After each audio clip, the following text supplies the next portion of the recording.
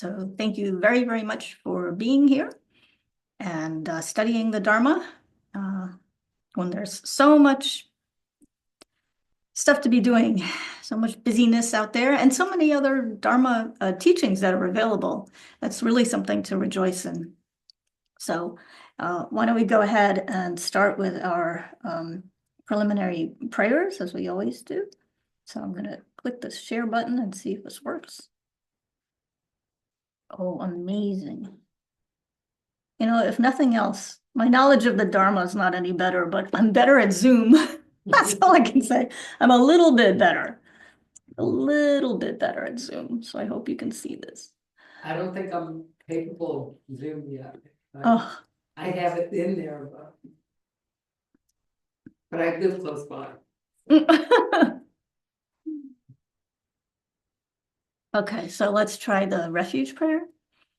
Namo Gurube.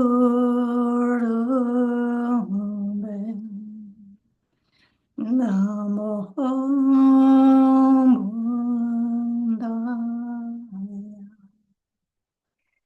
Namo Dharmaya. Namo Sanghaya.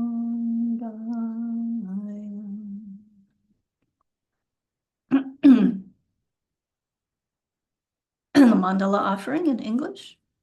Here is a ground anointed with incense and flowers strewn, with its Mount Meru adorned by 4 continents, the sun and the moon. Visualized as a Buddha field, I offer it to the merit field. May all beings partake of a supremely pure Buddha field. I go for refuge until enlightenment to the Buddha, Dharma, and Supreme Assemblage. By the merit of listening to the Dharma, may I achieve Buddhahood for the sake of all beings. I go for refuge until enlightenment to the Buddha, Dharma, and Supreme Assemblage.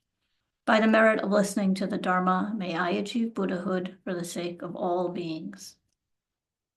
I go for refuge until enlightenment to the Buddha, Dharma, and Supreme Assemblage. By the merit of listening to the Dharma, may I achieve Buddhahood for the sake of all beings. Is there anything else? No.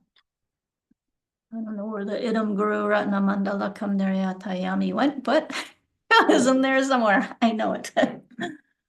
Okay. So, let's see. Where do we just disappear to? Go back to Zoom. Come back here. Stop screen sharing. Oh.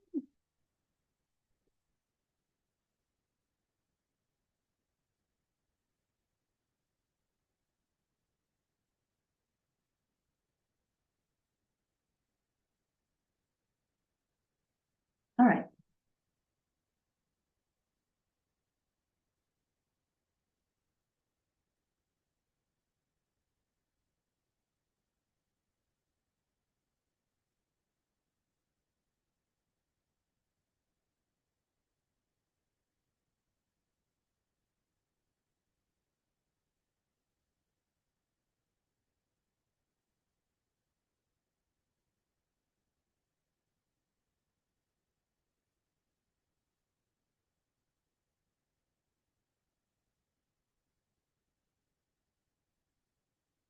So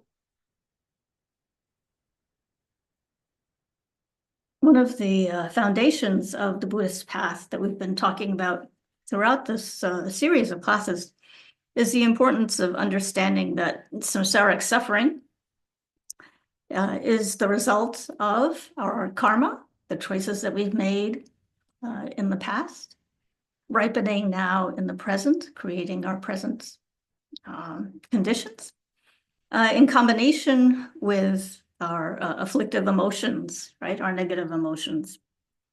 And so when those two forces, so to speak, come together and are the result of our fundamental ignorance, then we end up embodying, in a sense, our suffering. And so there's a beautiful quote from a poem by Lama Tsongkhapa it says, just one verse of this poem says, if we don't very swiftly purify the negativities and obscurations, because our own karma has such force, though we know what is happiness, there will be no freedom to choose it. And then, though we know what suffering is, there will be no freedom to discard it. And so,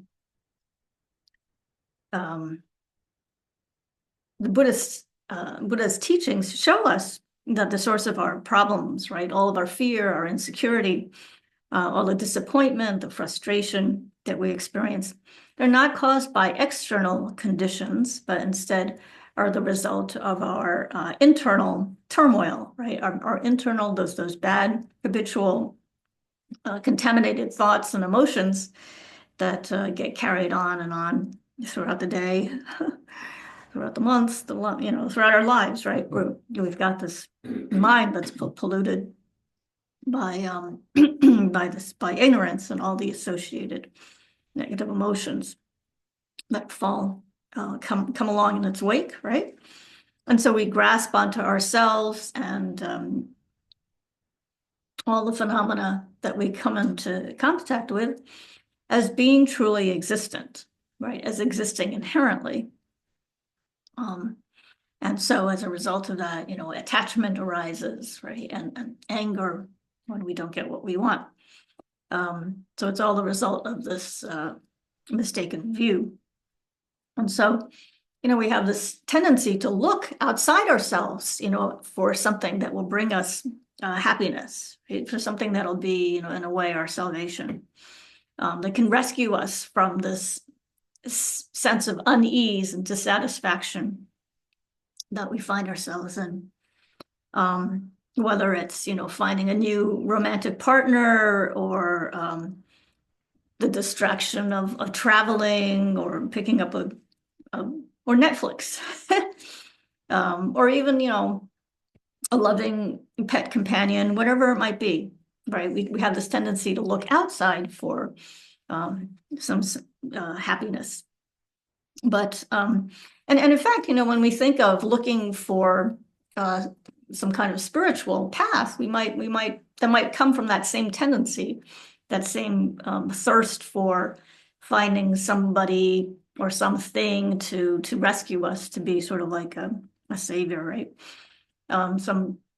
We might think of the Buddha as somebody wonderful who we can like unload all our problems on, right? I'll confess all my problems, right? Which is important. Confession and purification are very important, but we have to do it with the right attitude, the right mindset, right? And so, we can't just rely on the Buddha and say, oh, Buddha, please do this for me, please do that for me, please rescue me from samsara.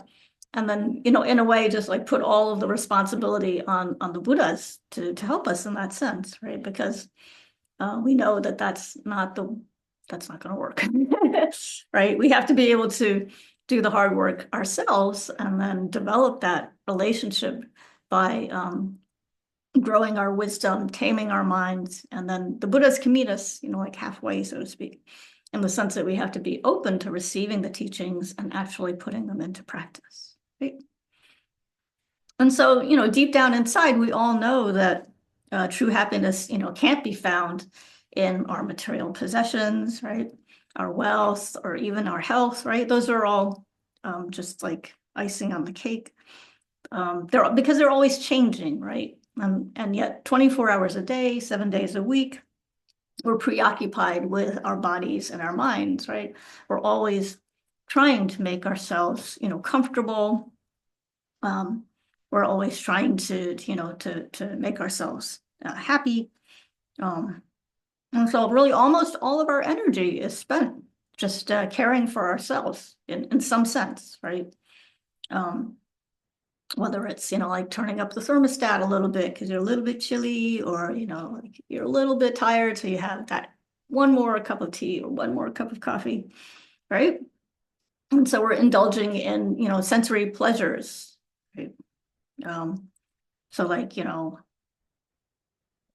you go to a restaurant, right, to have something to eat, so the restaurant has to be appealing to all of our sensory.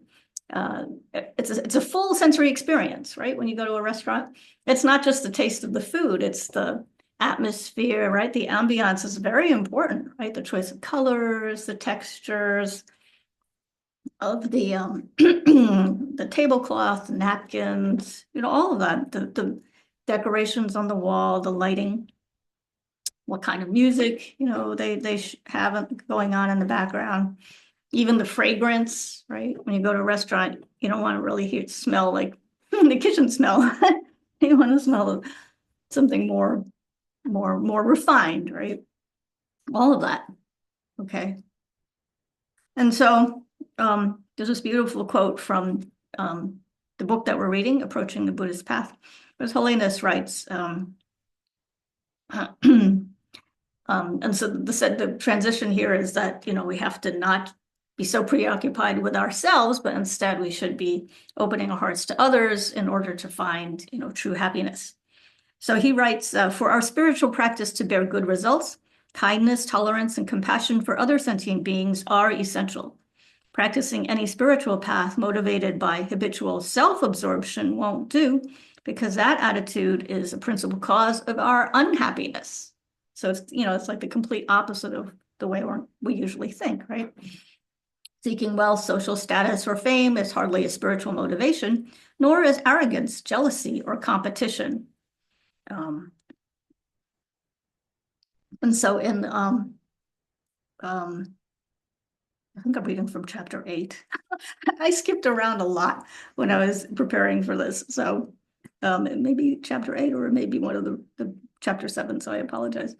But the point is that he continues and he says, to progress on the path to awakening, we need to begin with and maintain a sincere attitude that deeply cherishes others, that cares for ourselves in a healthy way without being either self-indulgent or self-denigrating.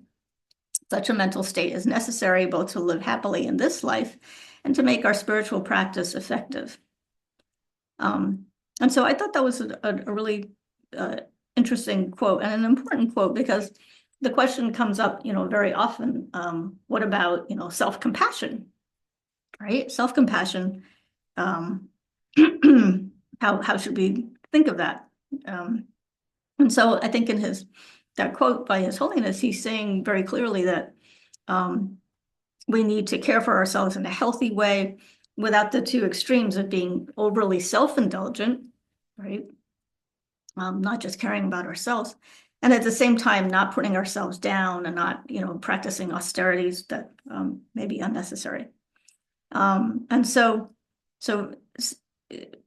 going back to the question of self-compassion, which is very much related, caring for ourselves then is important, but in a balanced way and not out of, a mistaken sense of attachment, right? And so the crux, I think the important point here there is to keep in mind, this perspective of emptiness that we've been talking about, right? And so we relate to ourselves to undermine that sense of attachment, clinging and attachment to ourselves. Then we go back to our wisdom training and we think of ourselves as lacking inherent existence, right? And so being able to breathe into that space, so to speak, to remember that we should see ourselves more as an illusion, as a dream, as not something permanent, unchanging, not dependent on others. Okay. So now I know where we are. That was a chapter on mind training, which because Geshe Dargye has been teaching in such great detail and profoundly on the topic of mind training, then I decided not to cover that in this short part 2. So we're moving on to chapter 8, and there's a verse that's taken from the Sakya tradition, from the first Sakya patriarch Sachen Kungan Rinpo, in the text parting from the 4 clingings, or sometimes it's parting from the 4 attachments. It's very often quoted. So here's one of the verses which summarizes the points that I was just covering. If you cling to this life, you are not a Dharma practitioner. If you cling to the three realms, that's not renunciation. If you cling to self-interest, then you're not a bodhisattva. If grasping arises, it's not the view. View meaning the view, of emptiness, right? So then His Holiness has a paragraph that kind of outlines, the whole Buddhist path, right? And so he says, we begin by freeing ourselves from the 8 worldly concerns that focus only on the happiness of this life. And by freeing ourselves, from those concerns, then we become actual Dharma practitioners, right? So we're cutting the chains that bind us to rebirth, cyclic existence, or some of them. And then you need to fully, renounce samsara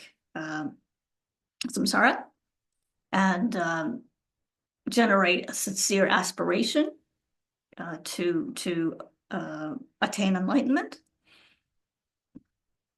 and not just for ourselves, but for all sentient beings, right? Being able to really make that effort to relate to others as our mothers, as our teachers.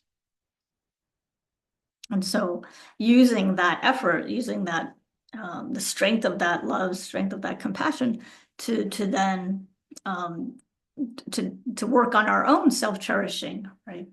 Using that and the purity of that intention, directing it then back to our own self-cherishing tendency to free ourselves from that. And so that's what allows us to cultivate and to move forward with growing our bodhicitta, growing our efforts and making progress towards enlightenment. So how do we do that, right? And there are many different ways, and His Holiness outlines in Chapter 8 different approaches to studying Buddhism. Whether some of the great texts will start with compassion first, and then talk about the different stages to enlightenment. Or in Atisha's publication, that sounds weird. In Atisha's writing, the lamp on the stages to enlightenment. That might have different ways to translate that title, but the point is that instead, he outlines the different levels of practitioners, starting with the small scope or beings of small capacity, and so that would start with impermanence and death and the sufferings of samsara. So there are different ways in which the teachings can be presented, even within the context of the Mahayana framework. But one way that he presents here is, how does the topic of the 4 truths, the 4 noble truths, or the 4 Arya truths, noble truths for the Aryas, how does that relate to the 3 levels of practitioners? So I thought that was an interesting point. So I wanted to just highlight that before we talk about the Lamrim tradition. And so he describes the 4 truths from the perspective of the 3 levels of practitioners in order to understand the motivation, the aim, and the practice for each level.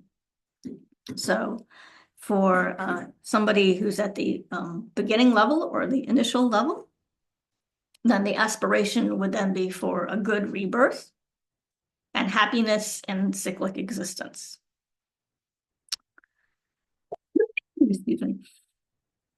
And then true suffering, or true dukkha, true suffering refers then to coarse suffering. So, more like coarse physical suffering, I guess, gross suffering, especially the misery involved in unfortunate rebirths. So you think of the description of the rebirths in the lower realms, right? The tremendous continual pain and suffering of the hell realms, or that hungry ghosts can never find food, or the animals, etc. So that would be true origins, the description of true suffering. And then the true origins of suffering, and the second noble truth, would be the 10 non-virtues and the coarse afflictions that motivate them, such as covetousness, malice, wrong views, so anger, attachment, etc. So that's the origin. So if the point being that if you're somebody who is at that initial stage, and these are the subjects that you will be taking as your objects of meditation, as the topics that you will be studying and becoming, familiar with. These are primarily the topics of concern.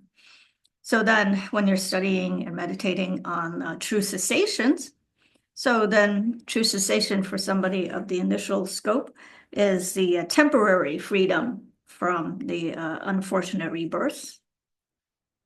And the true path to the cessation, to that cessation, would be abandoning primarily it's abandoning the 10 non-virtuous actions and engaging in the 10 virtuous actions. So leading a life of good ethical conduct. That's where you would be spending most of your energy. And I shouldn't say your, I should say we, right? We should be spending our energy and attention in these areas. Or at least I am definitely a beginner, and I haven't mastered any of this. So that's where I'm starting.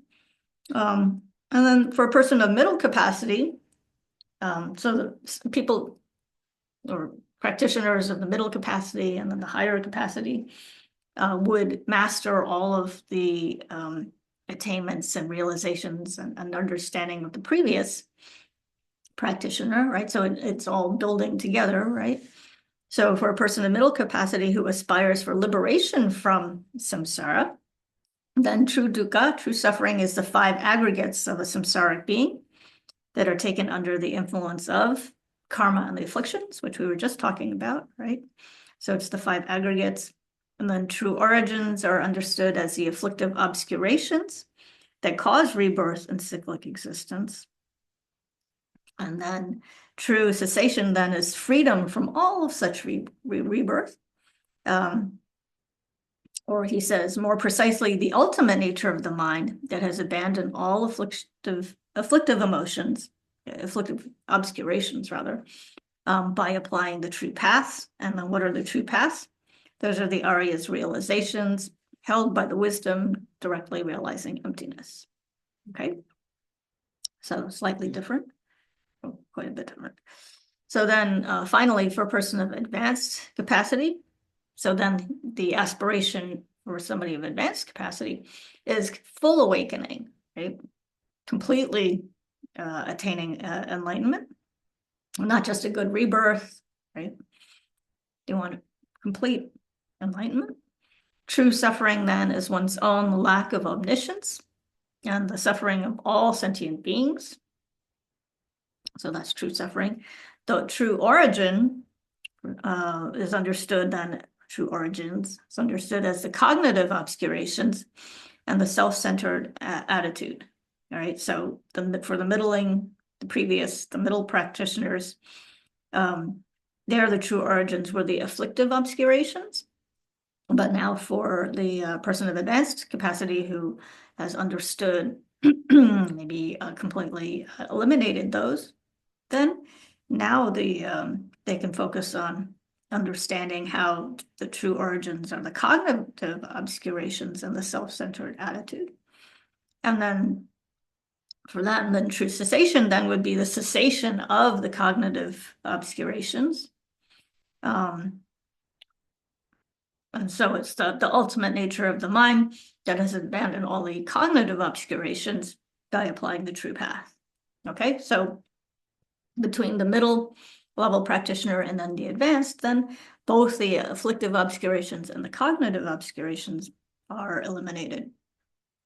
And so finally, the true path for the advanced practitioner would be the wisdom directly realizing emptiness in conjunction with with bodhicitta, right? So I think that's worth thinking about. That's a really nice, concise summary. I thought that was very, very valuable. So then, there's a section where His Holiness describes the overview, the value of studying the Lamrim teachings, the Lamrim meditations. And so he makes a couple of four points. I think he distilled it down to 4 points. And so, I think many of you probably know this already, but the Lamrim is in terms of where does the Lamrim teaching fit into the monastic education system? So it seems like, in the monasteries, the primary emphasis is on studying some of the great treatises, the 5 great treatises, and studying and meditating on Lamrim is something that kind of occurs outside of the standard. This sounds weird. Standard curriculum comes a little bit later, right? And so it encapsulates, however, all of the learning that is occurring, in the monastic tradition, in the monastic education system, in the monastic curriculum. And then it all comes together and is distilled, the essence of which is distilled in these Lamrim meditations, right? So the essence, the essential advantages of studying the Lamrim is that the first point is that we will see the Buddha's teachings are not contradictory, right? So the Buddha taught in many, many different ways to meet the needs of many, many different people, right? And everybody is different. Everybody has their own background. But the Buddha, because Buddhas are omniscient, so he's able to teach in a way that meets the needs of many people.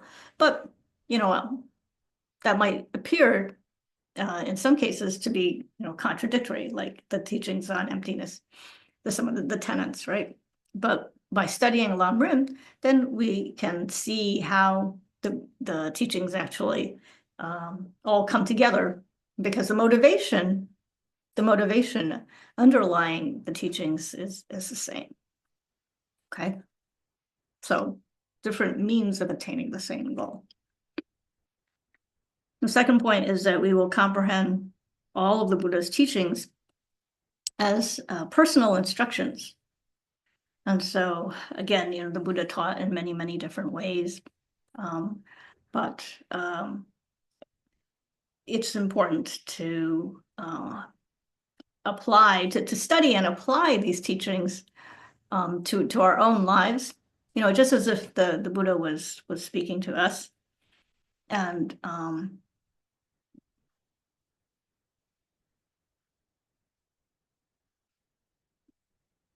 not to just leave them sort of on the bookshelf, which I think that they apply to somebody else. But no, actually, how do we, and this is something that as practitioners that we need to work with as we're studying, as we're meditating, really, really slowly being able to take each point and think about it and use it as the tool to transform our minds, right? We will discover the intention of the Buddha. And so we'll see how the Buddha's overall intention was to meet the needs and to fulfill the aspirations of all sentient beings through his teachings. Okay? And so his overall intention is to guide us all the way to enlightenment. And the beauty of the Lam Rim is that it outlines, the step-by-step sequence of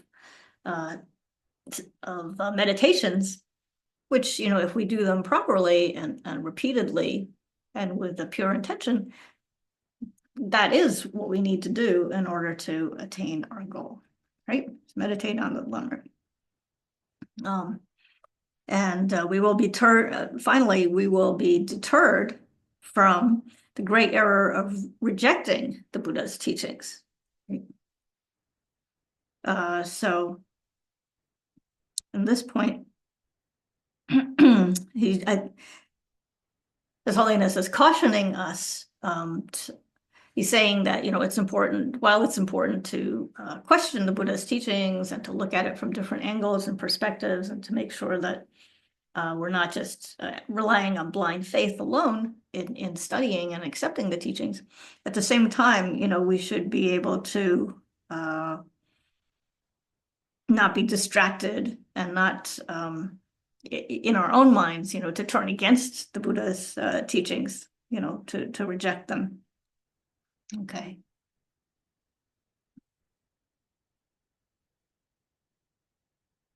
So he says, knowledge of the stages of the path enables us to understand and respect the practices of other Buddhist traditions, as well as the people who engage in them. Knowing the three spiritual aims of sentient beings, fortunate rebirth, liberation, and awakening, what we were just looking at, as well as the Lam Rim meditations to cultivate these aims and actualize them, then it helps us understand how the teachings, come together and how maybe a particular teaching fits together in the whole, right? So it's like a roadmap. So you don't get lost. You get lost and confused, and then have doubts arise, and then you think, oh. Right? That can just be that's counterproductive. That's just confusing. Okay. So then moving on to well, does anybody have any questions so far before I move on to chapter 9? A couple of topics from chapter 9. How about especially like the experience with studying Lam Rim, because we've been doing that together for so many years. Does anybody have something to add to that description, or something they'd like to share about studying Lam Rim? Does it seem valuable? Has it been helpful in your life? Yes, I have a question. Hashidele. Oh, hi. Hi, Ani. Uh, You say your name Ani? uh-huh. Hi, Hashidele Ani. I'm Mary. I've Oh, been trying to get an answer from Chopel for 7 years. Is it not just in the terms of attachment? To and by the way, thank you for what you've just shared with us, because I have a better understanding. But I'm a little confused in the area of being preoccupied with self and others. uh-huh. Here's my question. Is it not attachment to seek out, to be living compassion, to look for, okay, I'm not trying to say I'm a wonderful to look for homeless people, to carry food with me, to bring, like that's what I do. Oh, I don't feel good. I don't feel like me. I had a gentleman thanking me yesterday in the subway. I live in New York City now, and like I just sat down and I let him tell me his story or whatever, and I felt this deep connection with him just on a human spiritual type level. And it just, and he kept thanking me, and he doesn't oh, understand. Like, I want to thank him. I did thank him. But oh. where does the attachment come in? If I do this every day, I'm because I want to. I'm Yeah, compelled no, and I want to. wonderful. So is that where does the attachment come in there? Like what the only thing I can think of is I care so much that like I'm practically sometimes some people I'll practically like beg them like please I'm begging you go to this community center you can get help. Please I'm begging Mm, you eat this it's good for you. Is yeah, that where yeah. the comes in? I don't think, I mean, that's not, so they're different. I guess you could say there may be different kinds of attachment. I mean, you're not doing this out of any sense of ego gratification or No, to make no, yourself, feel better, or no, you're doing no. this out of a completely altruistic, place, right? So, you- it's, it's a affectionate, I would call that more like affectionate, concern, which is closely, if you love somebody, if you're feeling compassion for them, then that's based on the sense of affectionate concern for their welfare, right? I mean, that's what Yes. practicing generosity, you need somebody to be generous too, right? So Okay. in that sense, like you were saying, you feel like you should thank, the person who you're helping, right? Because you need somebody to be generous to. You need somebody to feel, to feed and to listen to, but you're doing this out of a good place in your heart. So yeah, I think it's more nuanced. So you can't just say, oh, well, that's attachment, right? No, I've been attachment. I'm sorry, I should it's stop just been a babbling. gray area. That's all. It's just been kind of a gray area for me, you know, this like I feel like I'm attached to compassion. Is there some is that Hmm. does that sound insane? Not logical. Don't overthink it. Don't overthink it. Joyce is saying, don't overthink it. I like that. Okay. Just do You're it. Girlfriend. Yeah, okay. do it. Don't worry about it. Okay. Okay. Yeah, Thank that's you. beautiful. Thank you. Yeah, yeah.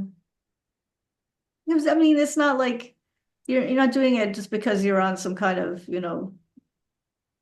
feel good high, right? I mean, you're just doing it because it's No. the right thing to do.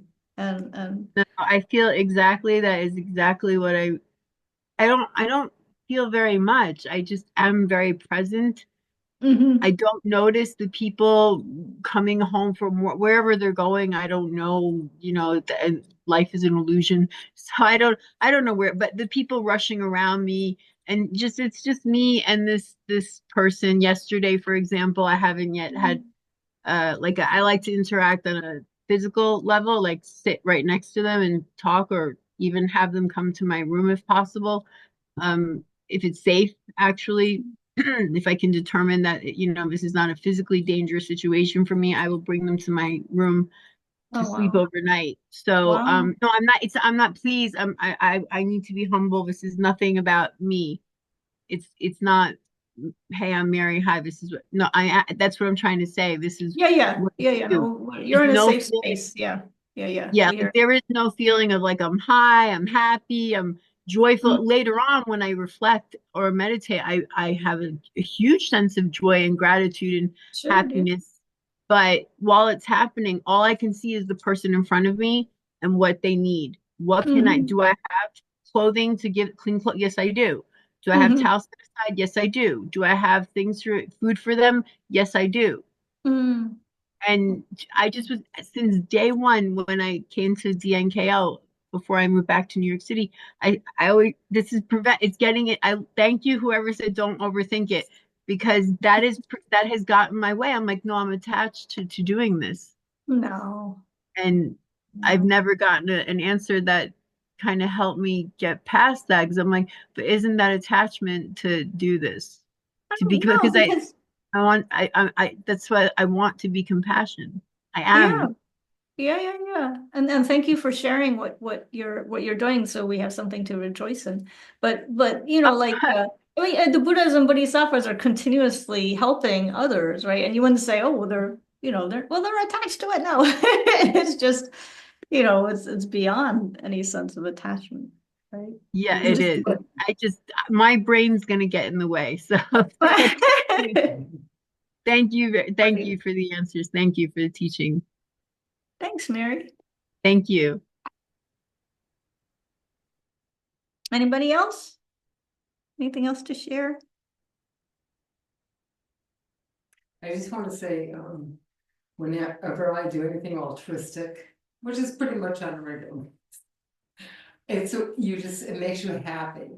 You know what I mean? Like to be kind. And I really do have to remind myself all the time to, if you really listen to people, that's like the greatest gift you can give people, Yeah, because they can be really heard.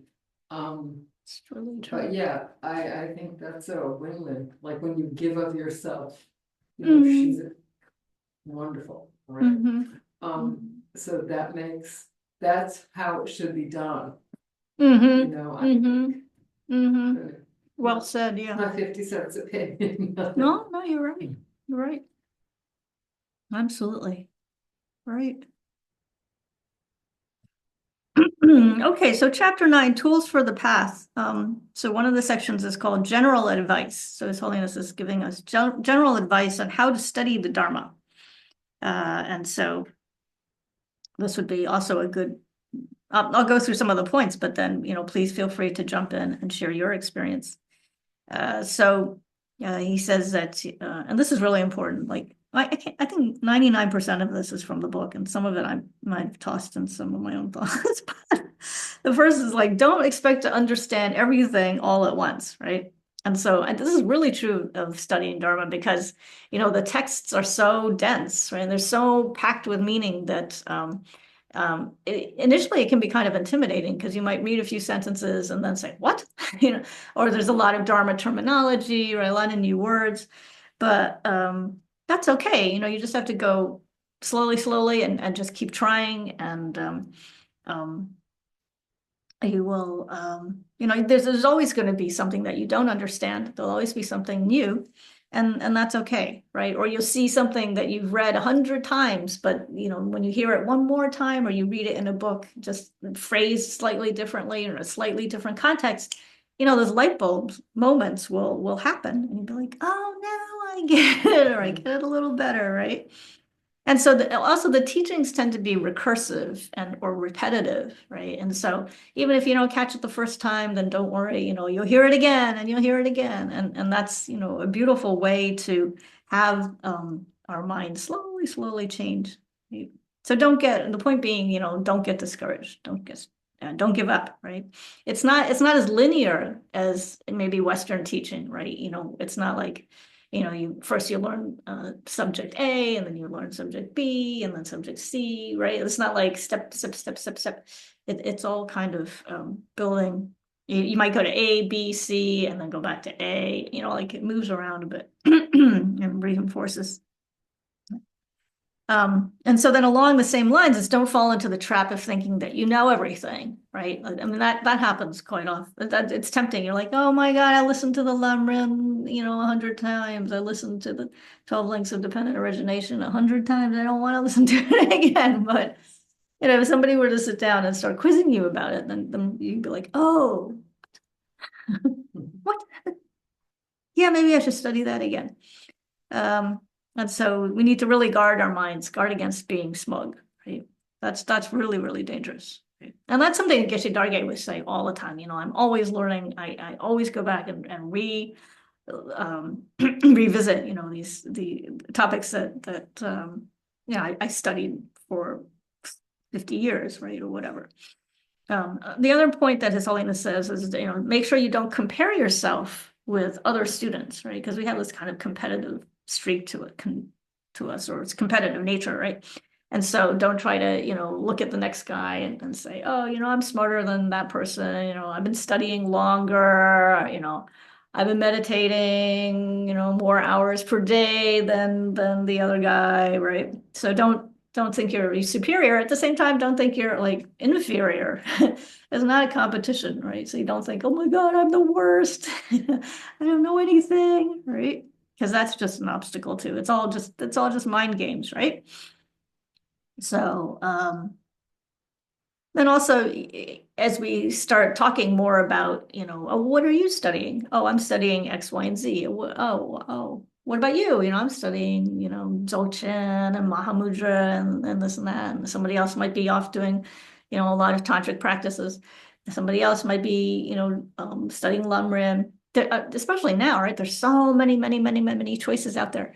And so again, what is right for one person on his or her path may not be right for you, right? Based on your education, your Dharma education, right? And so don't feel tempted to be like, oh wow, that sounds really exciting. I'm gonna jump. I'll just get rid of stop what I'm doing now and then jump and follow what Susie's doing, right? Because Susie's my best friend. Well, she's studying Mahamudra. Okay, I'm just gonna forget about the Lamrim. I'm gonna go study Mahamudra or whatever it is, right? Because it's tempting, Or there's so many wonderful Dharma teachers now, right? On both here at DNKL and online, and so it's or they'll come to New York. Well, yeah, so New York City is close by. I assume most of you are local.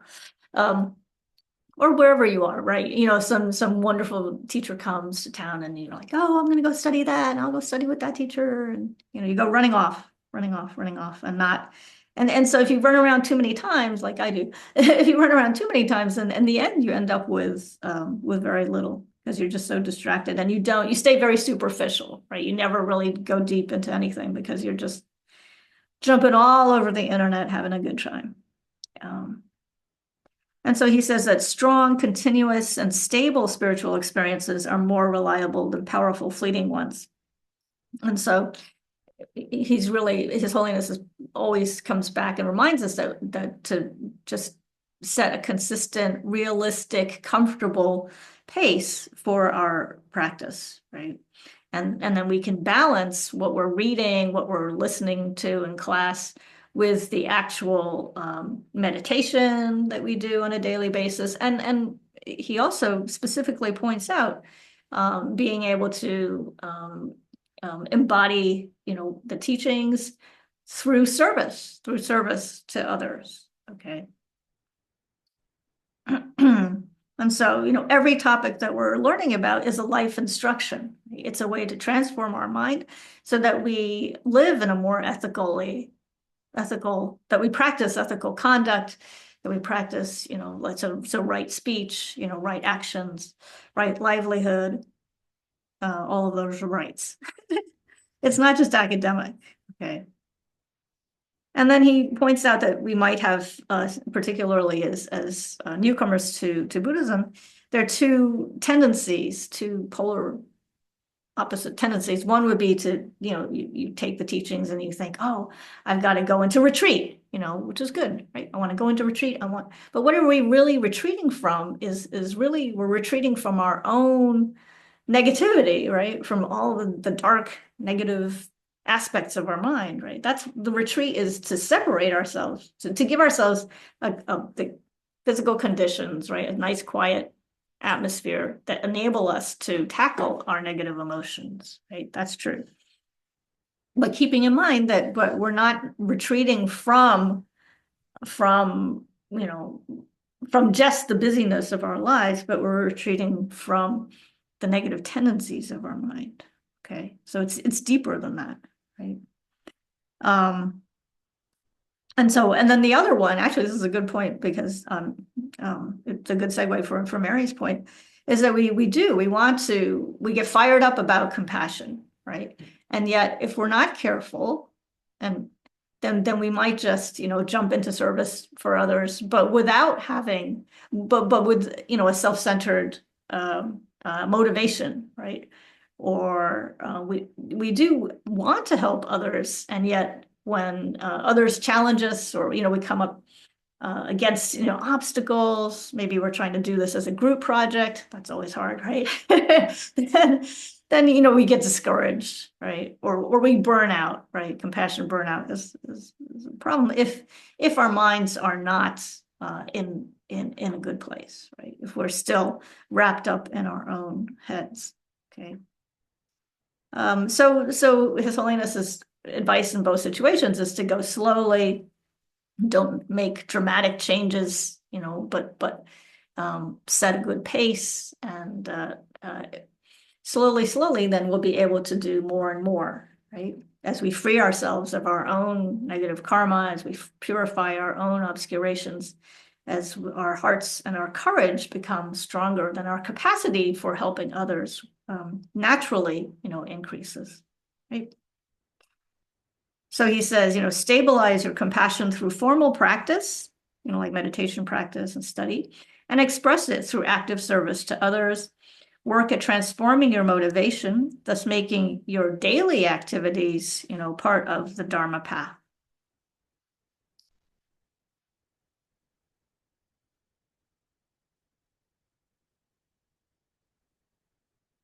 And then he also says, learn to accept the limits of the change that you can enact in a world which is under the influence of afflictions and polluted karma.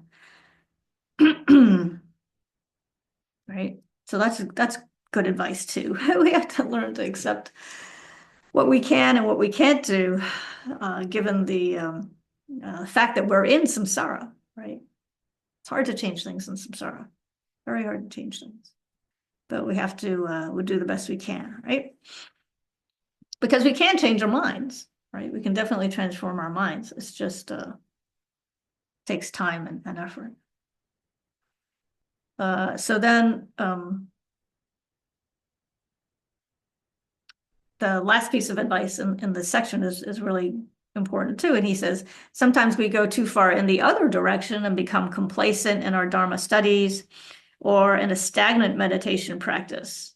In these cases, contemplate impermanence and death, as well as the suffering of sentient beings to reinvigorate your compassion. Has that ever happened to anybody? Putting everybody on the spot. Well, obviously, if I get in my own way, it happens in issue.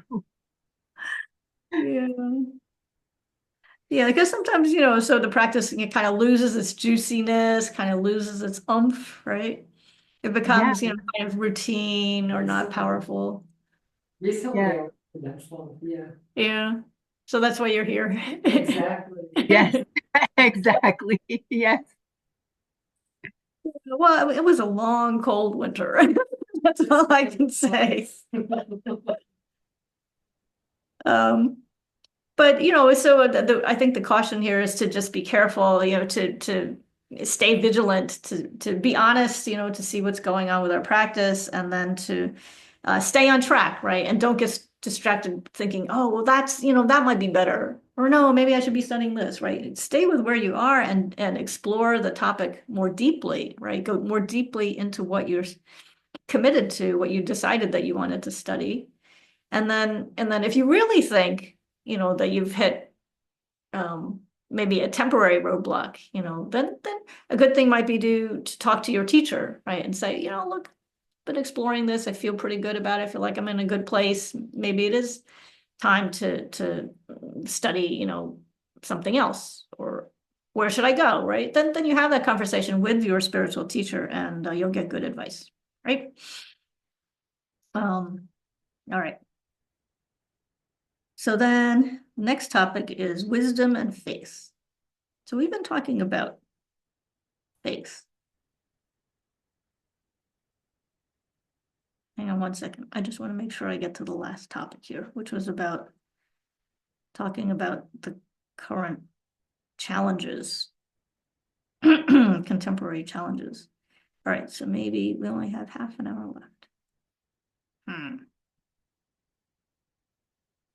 Wisdom and faith. Okay, we'll do wisdom and faith quickly. Wisdom and faith complement and reinforce each other on the path, right? We know we need both of them. And whereas faith enables us to be inspired and receptive, then wisdom gives us a clear mind that understands both conventional existence and ultimate reality. So His Holiness, he's always reminding us that blind faith is a no-no, right? That's going to be a roadblock in our progress, and instead, we need to be able to understand how a deep understanding of wisdom, right? As our wisdom knowledge and practice increases, then that inspires us so that our faith, increases likewise. And so they go back and forth, faith. And first you have faith. The faith prompts you to study hard and cultivate wisdom, right? So you go from faith to wisdom, and likewise, as you understand wisdom more, then your faith increases. So in that sense, they're mutually reinforcing. Right? And so remember in the other class, we were talking about the 5 powers and the 5 strengths. And so, interestingly, the 5 strengths function together. We were talking about how they function together harmoniously and how they, may all come together in a single moment of consciousness, a single moment of mind. And so the 5 are faith, diligence, mindfulness, concentration, and wisdom. Right? So that's so cool. They're in the 5 strengths, the 5 powers. Okay. So faith is confidence and trust in the 3 jewels. So it's not blind faith, right? It enriches our spiritual practice and arises when we admire the 3 jewels, when we aspire to be like, Buddha, Dharma, and Sangha, or deeply understand the teachings. So there are 3 kinds of faith. So this is a quiz. No, okay. What are the 3 kinds of faith? Admiring faith, aspiring faith, and believing faith. So of the 3, then the believing faith, I'm just skipping because you can read it in the book and we're running out of time. Believing faith is of 2 kinds. The first believes the truth of the Buddha's teachings because they were taught by the Buddha and our spiritual mentors, let's say mentors, and we trust them. And then the second type of believing faith is based on conviction and arises after having examined and understood a teaching. So of the 5 powers or the 5 strengths that I just rattled off, when it says faith, then this is actually specifically referring to believing faith. Okay, so it's believing faith, diligence, mindfulness, concentration, and wisdom. So believing faith would be I guess the strongest. It's stronger than admiring faith, aspiring faith. This believing faith is based on understanding the teachings, understanding and respecting and following with devotion, our spiritual mentors, understanding the qualities of the 3 jewels. So I mean, they all build on and reinforce, each other. Okay. So faith. And so, it's good, to question ourselves, from time to time, right? Ask yourself, how's my faith? Where am I in this continuum? Is my faith increasing? Is my faith decreasing? What can I do to maybe rekindle my faith? Do I need to rekindle my faith? Where's the joyous effort, right? Okay.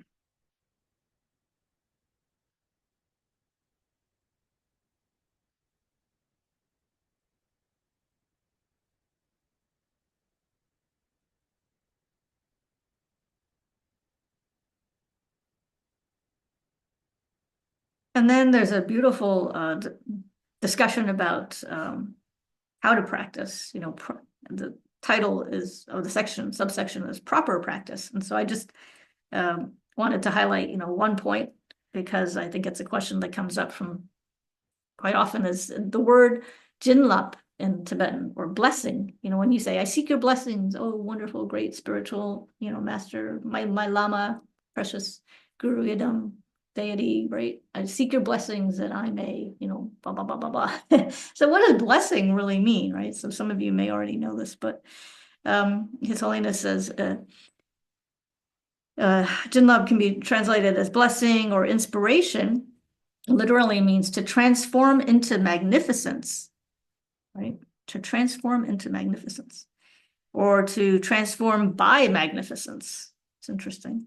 So we receive a blessing not through an external power causing us to have some kind of, extraordinary experience, he says, but through a combination of the holy being's teachings and our practice.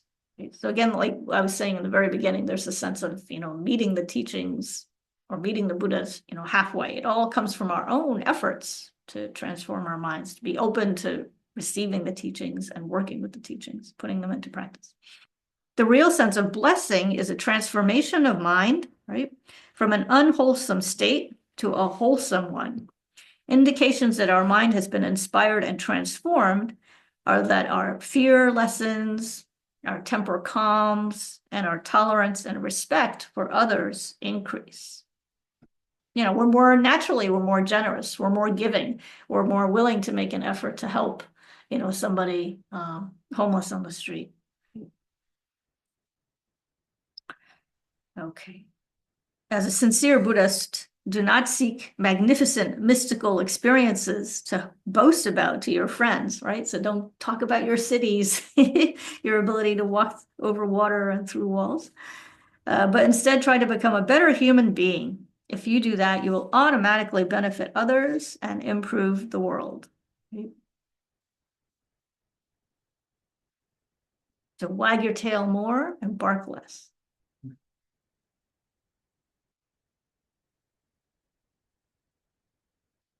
So there's a lot going on in the world right now, and we're going through some, not everybody would agree, but it seems like we're going through some difficult, challenging times. A lot of ups and downs. And so it's good to think about what we're going through from a Buddhist perspective, right? How does our Buddhist background, help us navigate through these, dark times?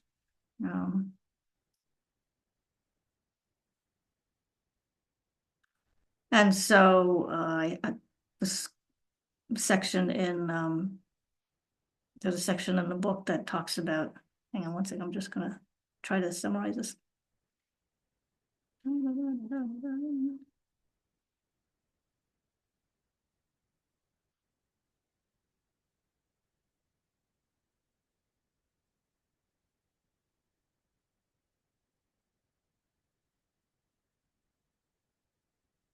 So he talks about how if we're not careful,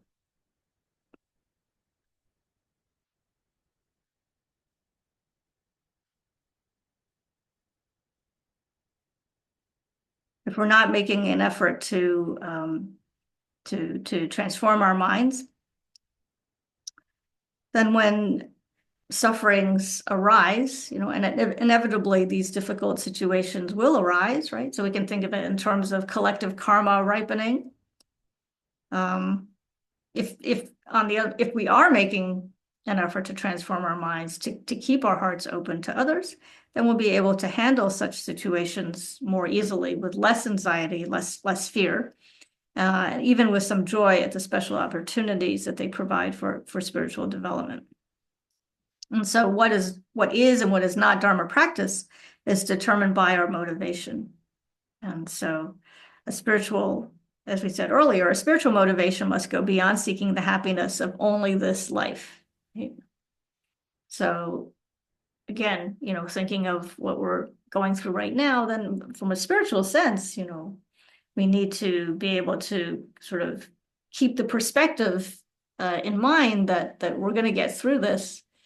But our primary motivation is not just trying to resolve this difficult situations, of this life, but keeping in mind that the end goal is even broader, right? It's, in a sense, it's even harder because we're trying to bring all sentient beings, even those on the other side of, on the other side, so to speak, all sentient beings, right?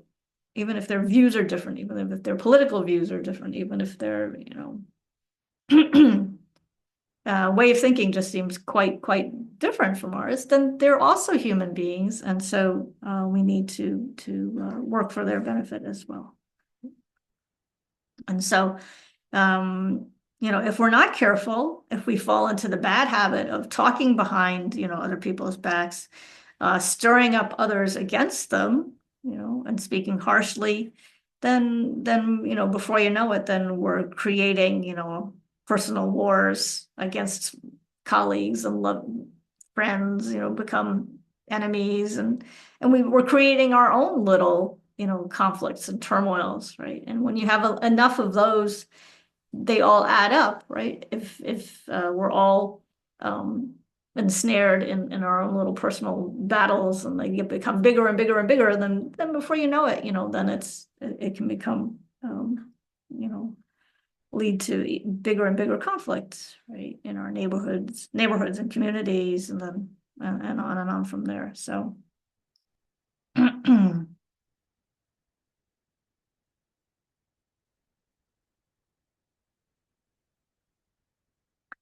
so I think that's it's worth asking, questions like, if our spiritual goal then is to attain freedom from samsara, both for our welfare and the welfare of others, does that mean that, we should just ignore what's going on in the world right now? Is it okay to, like, I just unsubscribed from the New York Times. Truth be told, Say that again. I unsubscribed from the New York Times. I turned off National Public Radio. I'm terrible.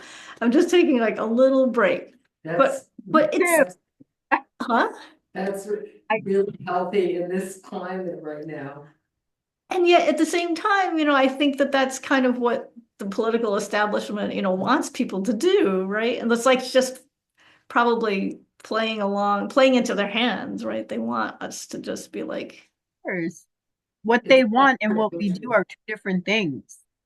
I call it political junkie anonymous. I'd be screaming full classroom of students and my throat is getting sore.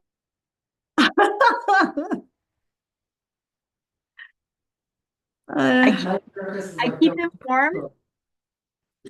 What's that?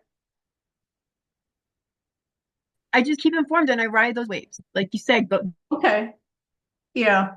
Getting through for what? Yeah. So, no, it's.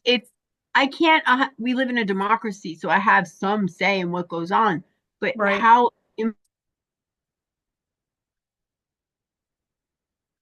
Yeah, I think it's finding a balance, right? And exactly being that's able it. to Exactly. our emotions, Yes. Yeah, balanced. When to participate, when not, and right. just ride the waves in between, just to get through, for the sake of getting through. Yeah. And so, if especially if we've taken like the Bodhisattva vows, right, then we've pledged to help all sentient beings, Mm-hmm. And so we're not going to lose our Bodhisattva vows just because of, a few people who we disagree with, right? So we need to open our hearts rather than shutting down. We need to really think of these challenges as we see others suffering, as we see people being laid off, as we see people's benefits being, cut.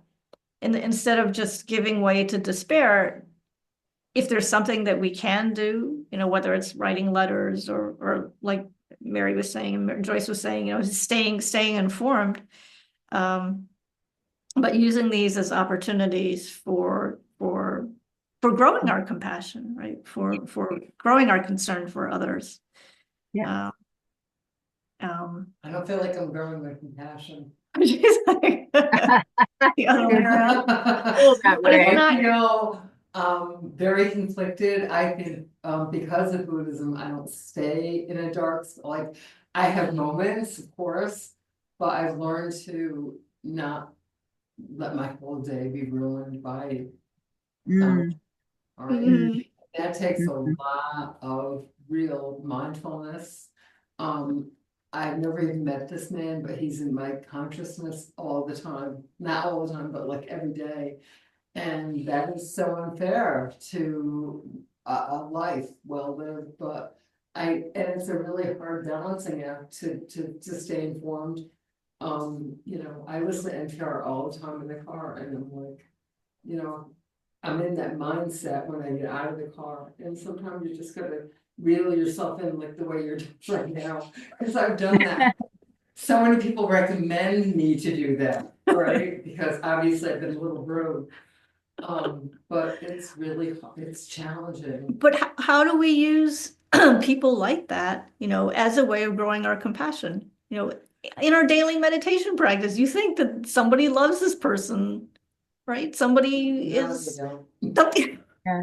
somebody loves this person. This person has many friends supporting him, right? Otherwise, I he think wouldn't have been people are elected. greedy and power hungry sometimes, and it's hard for me to wrap my head around that. I just think it's gonna be balancing act, but they say our greatest enemies are our greatest teachers. There you go. And That's right. I try to, you know, you guys, I try, you know, that's all I can say is that I try. We're trying. To be okay no matter what, Right. and to not be angry, and, you know, Mm. I try to have compassion for the ignorant, Mhm. Exactly. and Well, that's right. a really tough one. Well, when you think of the karmic consequences, you know, what's going to happen to people who are pathological? I don't know. And And thank you this for is a talking recorded about this in a line. real way, because I feel like I'm always with these thoughts every day. And I don't always have somebody in the Buddhist faith to run them by. That's really calming for me right now. Thank you. You won't Is that post. joy? Yeah, Yeah. It helps to remember that in a past life, I was probably also a politician that people didn't agree with me, There or in you a position go. of power Right. where I switched the role. That's very good. That seems to help. Yeah. Yeah, that's helpful too. I like that. But Um, that's Thich Nhat Hanh. Let me give credit to Thich Nhat oh, Hanh. He said something similar. Yeah. I love taking it home. very true. I go on to like Deer Park Dharma talks every day. So be the peace, be the inspiration, right? Stay in my own lane. Stay in line, right? At least don't make things worse. Exactly. If you're not gonna help anybody, then, you know, at least don't hurt them. Right. So, in his book, Ethics for the New Millennium, the book by I His have Holiness, that, I have that. that chapter, there's a couple of chapters towards the end, like there's one on universal responsibility. I can't remember the titles of the others, but they're very beautiful essays, all about this very topic, about how to That's next practice. to my bed, thank you, because I haven't even, I've gotten only about a chapter into that book, and that's what I picked up. That's why I'm gonna say that, you know, Yeah, I'm gonna read that again. I it's mean, towards the end of the this book. one. Yeah, very nice, very, you know, detailed essays, not very, yeah, very thoughtful and thought-provoking. And actually, Take My Han has a book, which I have not gotten. I think it's called Love in Action. But it's something similar about how to put the teachings into practice in the context of, you know, political turmoil. So I'm gonna get that. Anything else to any thing that anybody would like to share about what we've covered? Can I share something else? Oh yeah. I have this appreciation, I have a 15-year-old Chelsea, you know, Seamus, and a lot of times I feel just truly grateful that he has been in my life pretty healthy for 15 years, and I know you shouldn't ask for more, be grateful, okay? But I'm giving him a little shower, and I'm cleaning him up and giving him a haircut, and tears are just welling. And I don't stay there either, like, I'm having trouble with my old friends in permanence right now, because I know this is more than likely the year that I'm gonna have to face all of that. And I don't want it to tarnish my time with him right now. I want to be able, you know, hang out with him and then not feel like, oh, you know, is this the last haircut? So I'm dealing with that, and it's, I think, you know, kind of touching based on what you said, like, it's really hard. You know, we all have our own lives and what we do, and then we have all these externals. Yeah. So I just want to be okay and not shed a tear every day in Seamus's senior year, you know. That's tough. I know that's a lot of people struggle with that. Yeah, Yes, you're not alone. that's for sure. And my next door neighbor's corgi, and he cheers me up every day. And he comes and sit at my house right now. Oh, So I try to, just stay present and yes. not I find worry. that when I'm present, like I've learned this from Technohamlet, even when I do the dishes, I'm doing the dishes. I'm aware that I'm doing the dishes. Yeah. And that makes me not feel like I'm always racing onto everything else in my life. Also, my life is different now, you know, like I was in that race for a long, long time. Mhm. But I feel being mindful, like I live downtown Bethel and they have bells in churches all day long. And you know, in Deer Park, they're like, whenever you hear a bell, stop, get back to yourself. So There you go. I have practiced that every day. I Bell of try- mindfulness. Yes. So I try to be right there because it makes me happier. You know what I mean? Yeah. And I have a big colorful Dalai Lama on the wall. And that makes me smile and grounds me to where I want to be. But, you know, There you are, Winnie. what'd you say? Nothing. I spoke out loud. I apologize. Oh, it's okay. That's so exciting I'm about you. digressing. But, you know, I think it's a practice. It's a practice. And I try to, you know, I try to be in it. Yeah. And I try not to be a jerk. And one thing about all this, everybody's fearful and everybody, you know, I see the fear in people's faces. I see the anger. Yeah. I find I'm more patient because I feel like everybody's in this like collective space. And I do have more compassion, probably more patience than I'm used to with all of that. Good. Because I would want everybody to be like that with me as well, you know. Yeah, it's wonderful. Yeah, that's good. Thank you for letting me share that. Beautiful. Thank you. Thank you. Let's see, we have just a little bit left, right? Just look at my watch. Oh, 10 minutes. So I had this idea that we would read a little bit of the Golden Light Sutra. And so one of the practices that is very beneficial, particularly in these degenerate times, then, is to engage in practice such as, you know, sutra reading, right? Reading the sutras. And so I'm sure many of you are familiar with the Sutra of Golden Light, but I thought we could read just a little bit of it in the remaining minutes of the class. So let's see if I can bring it up.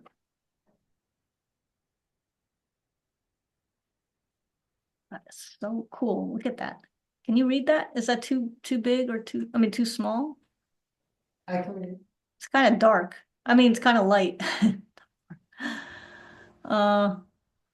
I don't think I can do anything about that. Like the font is very light. Well, it's not too long. We'll just read for a few minutes. And if you can't see it, then just listen to me just listen to me trying to read it. Chapter 7, a praise using the analogy of a lotus. This is the Buddha's qualities. Then the Bhagavan said to the virtuous goddess, who is the goddess of the Bodhi tree, now know this, goddess Shri, you should listen well and remember this praise of the Buddhas and purification through regret that came as a loud sound from a golden drum that was seen in the Bodhisattva's dream at night. In the past, there was a king by the name of Lord of Golden Nagas, who always praised and extolled the Buddhas in the 10 directions and 3 times as being like a red lotus. He then recited these verses of praise to the multitude. Those jinas who have appeared in the past and the jinas present in the 10 directions, I pay homage to all those jinas and I praise all those jinas. A lord of Munis is peaceful, totally peaceful and pure. His body shines with a golden color. Buddha's voice is the most melodious of all voices, speech that resounds like the voice of Brahma. He has hair like a bee, a peacock, and ink, with blue curls like the blue jaybird. His teeth are as white as snow or a conch, and always shining as if adorned by gold. His eyes are blue, wide, and perfectly stainless. They are like blue lotuses in blossom. His broad, excellent tongue is the color of a red lotus. It is like a lotus, shining lotus blossom. Between the eyebrows, the Ushna hair, sorry, I can barely, the Urnya hair is the color of a conch or lotus root. It curls to the right and is the color of a white beryl. It is like a crescent moon, a sliver of the moon. The protector Muni's body shines like a carpenter bee. His face has a bright and prominent nose that is smooth, excellent, and like a golden staff. A perfect, sublime, noble, supreme nose, the always smooth nose of all the jinas. From each and every pore, there rises a hair that curls to the right, growing as a dark blue curl, blue and adorning like a peacock's neck. As soon as he was born, his body shone, filling all worlds in the 10 directions with light, ending the endless suffering in the 3 worlds and satisfying beings with every happiness. He created an accumulation of all happiness for the beings in the hells, the animals, the pretas, devas, and human beings, and brought to an end all lower existences. His excellent color is beautiful like gold. His body resembles purified gold. The Sugata's face is like a stainless moon. It is a beautiful and stainless face. His smooth body has limbs that are like a youth's. He walks and strides like a supreme lion. His powerful arms hang down very long, like vines on a cell tree moved by the breeze. He shines light rays as a fathom-wide aura. He is as bright as 1,000 suns. The stainless body of the Lord of Munis illuminates all of the infinite realms. He is shining with light like the moon in endless hundreds of thousands of realms. All of their lights cease to be because they are brightly illuminated by the Buddha. The sun of the Buddhas is the lamp of the world. The Buddha's sun is like 100,000 suns, and within hundreds of thousands of realms, beings can see the sun of the Tathagatas. His body is formed from 100,000 merits. His body is adorned by all good qualities. Gajinya's arms are like the trunk of an elephant king. His supreme hands and feet are stainless and shining. The Buddhas who have been are as numerous as particles, as numerous as the dust on the surface of the earth. Those who will appear who are as numerous as the smallest particles, and those who are present who are as numerous as the smallest particles. To those jinas I pay homage in pure faith with body and speech, offering flowers and offering perfumes with 100 colors and a virtuous mind. I couldn't describe those qualities of the jinas in 1,000 eons with 100 tongues. The virtues that the jinas have perfected are a numerous variety of supreme essences. With 1,000 tongues, I could not describe even a little of the qualities of a single jinya, let alone the qualities of all the jinas. For just a single quality, there would be a vast teaching, and the world and its paradises become, if the world and its paradises become an ocean, and up to the summit of existence become filled with water, it would be possible to measure the tip of a hair, but one could not measure a single quality of the Sugatas. Whatever supreme results of merit I have accumulated through all my teaching, praises, and offerings, with faith and with my body, speech, and mind, through that may beings attain Buddhahood. The king thus praised the Buddha, and then the king made the prayer, wherever I am reborn throughout endless future eons, may I see a dream of such a drum. There may I hear this kind of confession, and may I obtain in those hundreds of lifetimes a praise of the jinas like this source of lotuses. May I hear in a dream of those infinite unequaled qualities of the Buddhas, which are rare even in 1,000 eons, and then teach them in the day. May I free beings from the oceans of suffering. May I complete the 6 perfections and afterward attain the highest enlightenment. And may I attain a realm without equal. Through the ripened results of offering a drum and through the cause that is praising the Jinyas, may I directly see the Shakya, Lord of Munis, and may I attain the prophecy of my Buddhahood. May those who are my two sons, oh my gosh, I cannot read this, Kanakendra and Kanakaprabhavasara, sorry, may these two youths also attain there the prophecy of their highest enlightenment. May those beings who have no savior or defender, who are without a protector and are suffering throughout all future eons, have saviors, defenders, and protectors. May the sources of all suffering come to an end, and may there be the sources of all happiness. May I have the conduct of enlightenment in future eons, which are as numerous as the eons of the past.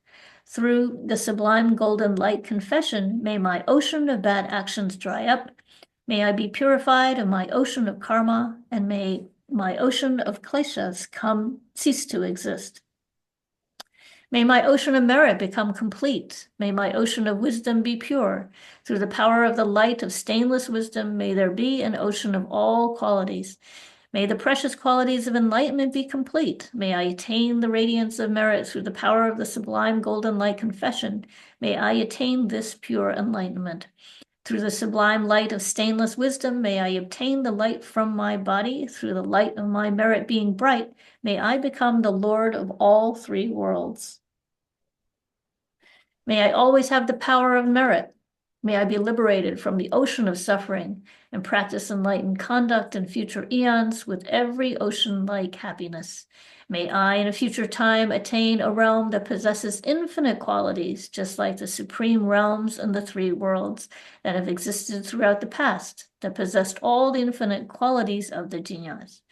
Goddess Shri, you should know that King Lord of Golden Nagas, who experienced giving rise to this prayer, has now taken birth as you.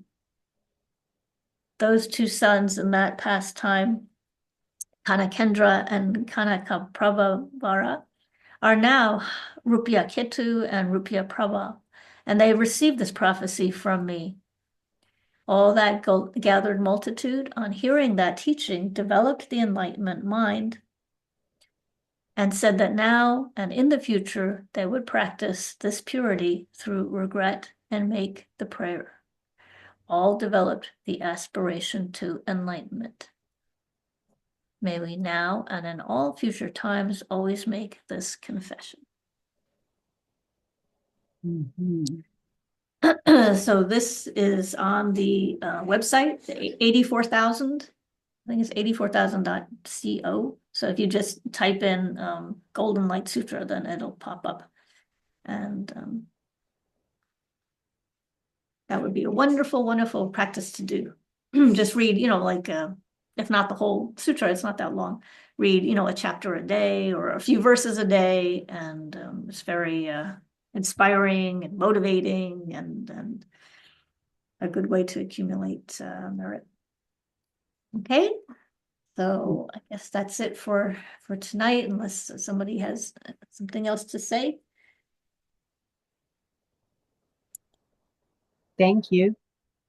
Thank you. Tashi Okay. Dele, happy Losar, and thank you. Happy Losar. Yeah, maybe I'll see you on the subway in New York. Bye, Mary. Wonderful. That would be wonderful. We're gonna come down and see you in New York. Let's come Yeah, visit time. the Munlam celebration. The Munlam celebration is in New York. We're not sure if there's going to be a English translation, but it's still, a wonderful way to celebrate the Munlam, right? Munlam Chamo. So it's Thursday, Friday, and half of Saturday, and it's at the Tibetan Community Center in Queens. So. Oh, can you repeat? I'm sorry, Ani, could you repeat that? So there is a Munlam Chamo celebration at the Tibetan Community Center in Queens, and it's Thursday, Friday, and half of Saturday, and His Eminence Gotsok Rinpoche will be there, as well as sorry, I can't remember his full title now, but he was Khentrul Rinpoche Ngawang Jordan La. who's now been, And that's this Thursday, Friday, and Saturday? yeah, yeah. Oh, thank you so much. I only have one friend in New York who's Buddhist, and he's American. Like he has he kind of fell out of going out to Queens. I came to him asking him about Losar, and so this is just thank you, because now I can share this with him too. Maybe we can go this weekend. Thank you, Ani. Thank you. Oh, okay. I can send you the some more information. I'll put my email in the chat, and then if you're Oh, interested, send me an email, and then I'll send you the schedule. oh, thank you so much. Thank you.